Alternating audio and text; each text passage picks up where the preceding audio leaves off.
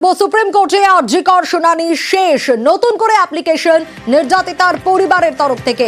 আর কি আপডেট পাওয়া যাচ্ছে, আরো ডিটেইল জানাতে পারবে মৈত্রেয়ী রয়েছে আমার সঙ্গে। মৈত্রেয়ী, দেখো, আজকে আজকাল মামলার শুনানি ছিল এবং আমরা জানি যে নির্যাতিতার পরিবারের তরফ থেকে একটি অ্যাপ্লিকেশন ফাইল করা হয়েছিল।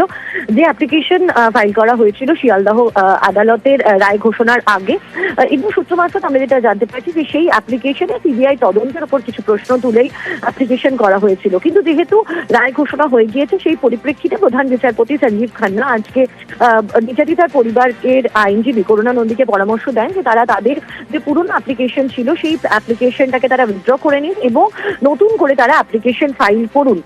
সেই পরিপ্রেক্ষিতেই নির্যাতিতার পরিবারের তরফ থেকে পুরনো অ্যাপ্লিকেশন সেটাকে উইথড্র করা হয়েছে। তারা নতুন করে অ্যাপ্লিকেশন ফাইল করবেন এবং তার পরিপ্রেক্ষিতে আগামী দিনে আবার শুনানি হবে। সেক্ষেত্রে মৈত্রেয়ী সঙ্গে থাকো।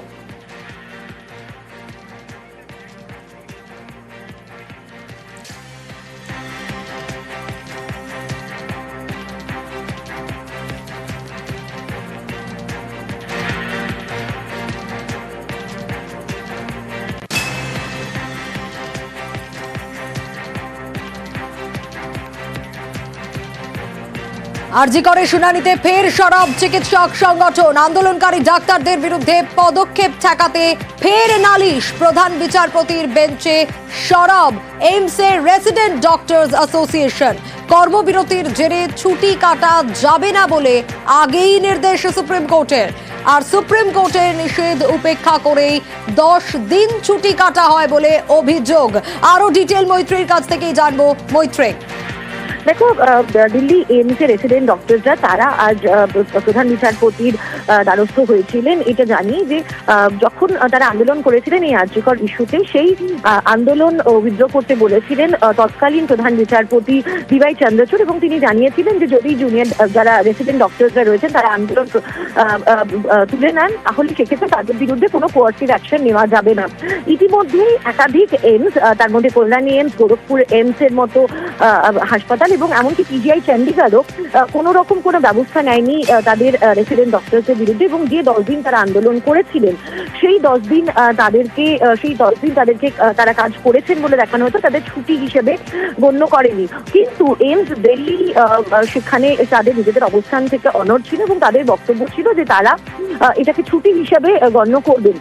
আজকে দিল্লি এইমসের রেসিডেন্ট ডক্টরসের তরফ থেকে সেই বিষয়টি প্রধান বিচারপতির সঞ্জীব খান্নার নজরে আনা হয় এবং তারপরে প্রধান বিচারপতি সঞ্জীব খান্না তিনি নির্দেশ দিয়েছেন যে এই যে 10 দিন তারা আন্দোলন করেছেন, যেহেতু আদালতের নির্দেশের পরেই, সর্বোচ্চ আদালতের নির্দেশের পরেই তারা নিজেদের আন্দোলন উইথড্র করে নিয়েছিলেন, ফলে তাদের এই 10 দিন তারা কাজে ছিলেন বলে, কাজে যুক্ত ছিল বলে গণ্য করতে হবে। তাদের কোনো ছুটি হিসেবে গণ্য করা যাবে না, এমনকি তাদেরকে অ্যাবসেন্ট বলেও গণ্য করা যাবে না। তবে তিনি আরো একটা বিষয় উল্লেখ করে দিয়েছেন যে এই যে নির্দেশ দেওয়া হচ্ছে এটি একটি আলাদা করে একটি নির্দেশ, এটি একটি ব্যতিক্রম ঘটনা। এটি পরবর্তী ক্ষেত্রে এই নির্দেশের কোনো ইনস্ট্যান্স অন্য কোনো ঘটনার ক্ষেত্রে দেওয়া যাবে না। বেশ মৈত্রেয়ী,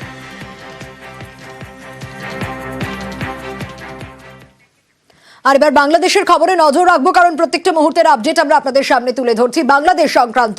বাংলাদেশে পালা বদল তো হয়েছে, কিন্তু তারপর আবারও ঘুরে দাঁড়াতে মরিয়া আওয়ামী লীগ।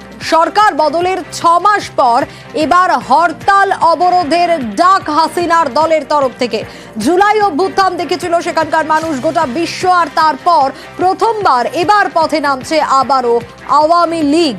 ইউনূস জমানায় অপশাসনের অভিযোগ ওঠে, আর ফেব্রুয়ারিতে দফায় দফায় দেশ জুড়ে রয়েছে আওয়ামী লীগের কর্মসূচির ডাক। আওয়ামী লীগকে ঠেকাতে তাই মরিয়া পদ্মাপাড়ের তদারকি সরকারও।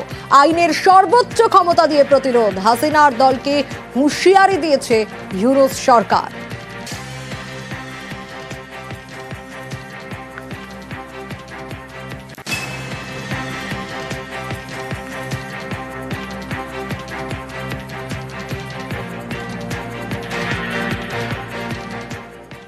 কিন্তু এই যে হিংসা হানাহানি চলছে বাংলাদেশে, তার মধ্যেই কিন্তু ক্ষোভের পারদও চড়ছে। লাগাতার অবস্থান বিক্ষোভে ক্ষত বিক্ষত হচ্ছে পদ্মাপাড়। ঢাকায় 6 মাসে 136 দফা আন্দোলন। নতুন বছরের প্রথম 28 দিনের দিকে যদি নজর দেওয়া যায় তাহলে এই 28 দিনেই 40 বার সচিবালয় থেকে সরকারি অফিসে ঘেরাও, অবস্থান, তদারকি সরকারের নড়বড়ে অবস্থানেই মাথাচাড়া দিচ্ছে একাধিক সংগঠন, এমনটাই মত রাজনৈতিক বিশ্লেষকের। ঢাকায় 6 মাসে 136 আন্দোলন, 5ই আগস্ট থেকে টানা। আর যদি এই হিংসা হানাহানির মধ্যে ক্ষোভের পারদ চড়তে দেখা যাচ্ছে, কারণ লাগাতার অবস্থান চলছে, বিক্ষোভ চলছে, ক্ষত বিক্ষত হচ্ছে পদ্মা পার। যে কথা আপনাদের বলছিলাম, 6 মাসে 136 দফা আন্দোলন হয়েছে এবং বিভিন্ন বিষয় নিয়ে সেই আন্দোলন, প্যাডেল চালিত রিক্সা চালকদের আন্দোলন, যেখানে সেই আন্দোলন টানা 9 দিন চলেছিল। বিভিন্ন সময় রাস্তার গুরুত্বপূর্ণ পয়েন্ট অবরোধ হয়েছে, আরো নানা একাধিক বিষয় রয়েছে। এখন ইউনূস সরকারের আমলে অনেকে নতুন সুযোগ সুবিধার জন্য অনেক আন্দোলন করছে, সফল হয়েছে অনেকে। একদল গোষ্ঠী চাচ্ছে যে তাদের যে পদক্ষেপ বা দাবি দাওয়াগুলো আছে সেগুলোকে সরকারের কাছ থেকে হাতিয়ে নিতে। মানুষ একটু ফ্রিলি কথা বলতে পারতেছে, এই জন্য মানুষ চাইতেছে একটু আন্দোলন করে আমার অধিকারটা আদায় করে। আগের সরকার কি করতো, পুলিশ অথবা লাঠি চার্জের মাধ্যমে আন্দোলনটা থামাই দিত, বাট এখন সেটা করতেছে না। বাংলাদেশে তালিবানি ফতোয়া, মহিলা ফুটবল বন্ধের ফতোয়া বাংলাদেশে। ফতোয়া কাদের তরফে? কট্টরপন্থীদের তরফে। মহিলা ফুটবল টুর্নামেন্ট চলাকালীন হামলা। দিনাজপুরে মহিলা ফুটবল বন্ধের দাবি। দিনাজপুরের হাকিমপুরে সংঘর্ষের ছবি। কট্টরপন্থীদের সঙ্গে উদ্যোক্তাদের সংঘর্ষ বাধে, আর দিনাজপুরে এই সংঘর্ষে 10 জন আহত।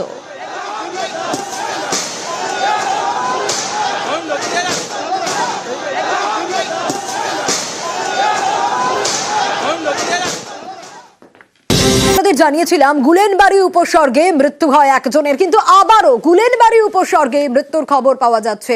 গুলেনবাড়ি উপসর্গে এবার আরো এক কিশোরের মৃত্যু। ফুলবাগান বিসি রায় শিশু হাসপাতালে মৃত্যু হয়। 7 দিন হাসপাতালে চিকিৎসাধীন ছিল ওই কিশোর। আরো ডিটেইল অভিজিৎ জানাতে পারবে। অভিজিৎ, এই গুলেনবাড়ি উপসর্গ সম্বন্ধে কি বলছেন চিকিৎসকরা? কারণ এবার তো আরো একটা মৃত্যু। সোনিয়া, এটা নিয়ে চিকিৎসকদের বক্তব্য, আতঙ্কিত হওয়ার কোনো কারণ নেই। এই গুলেনবাড়ি বা জিবি সিনড্রোম এটা দীর্ঘকাল ধরে আমাদের রাজ্য কেন সারা বিশ্বেই রয়েছে এবং প্রত্যেক বছরই বিভিন্ন সরকারি বেসরকারি হাসপাতাল মিলিয়ে বেশ কয়েকজন অনেকেই আক্রান্ত হয়। এবং এই যে গতকাল আমরা জানিয়েছিলাম উত্তর চব্বিশ পরগনার বারাসাত আমডাঙ্গার বাসিন্দা অরিত্র মণ্ডল, তার মৃত্যুর খবর। আর এবার আরো একজনের মৃত্যুর খবর এসেছে। দেবকুমার সাউ, 10 বছর বয়স, উত্তর চব্বিশ পরগনার জগদ্দলের বাসিন্দা। গত 26শে জানুয়ারি ফুলবাগান বিসি রায় শিশু হাসপাতালে তার মৃত্যু হয়েছে এবং এক্ষেত্রেও এই গুলানবাড়ি সিনড্রোমের কথাই বলা হচ্ছে। তবে চিকিৎসকরা বলছে যে প্রত্যেক বছরই এরকম কয়েকজনই মারা যায় এবং প্রায় শতাধিক মানুষ আক্রান্ত হয়। বছরের প্রায় শতাধিক মানুষ আক্রান্ত হয়। রাজ্যের বিভিন্ন সরকারি বেসরকারি হাসপাতালে তারা চিকিৎসাধীন থাকেন। তবে এবছর নতুন করে যে খুব আক্রান্তের সংখ্যা বেড়ে গেছে এরকম একদমই নয়। ফলে কোনো রকম ভয়ের কারণ নেই। শুধুমাত্র হাত পা ব্যথা করলে ঝিনঝিন করলে বা হঠাৎ করে হাত পা অবশ হয়ে গেলে কোনো রকম টোটকা চিকিৎসা যেন কেউ না করেন, বাড়িতেই যেন চিকিৎসা করা যেন না করেন, চিকিৎসকের যেন দ্বারস্থ হয় মানুষ, সেইটাই বলা হচ্ছে। এবং বলা হচ্ছে যে স্বাস্থ্য দপ্তর থেকেও বলা হচ্ছে যে ভ্রান্ত খবর যেন না চালানো হয়, যেন কোনো গুজব না চালানো হয়। মহারাষ্ট্রে একমাত্র সেখানে প্রাদুর্ভাব একটা নির্দিষ্ট জায়গায় ছড়ালেও আমাদের রাজ্যে কোনো রকম ভাবে এর আউটব্রেক ঘটেনি, নতুনত্ব কিছু হয়নি, বিরল কোনো রোগ নয়। ফলে বলা যেতে পারে মানুষ যেন কোনো রকম ভাবে আতঙ্কিত না হয়। বেশ অভিজিৎ।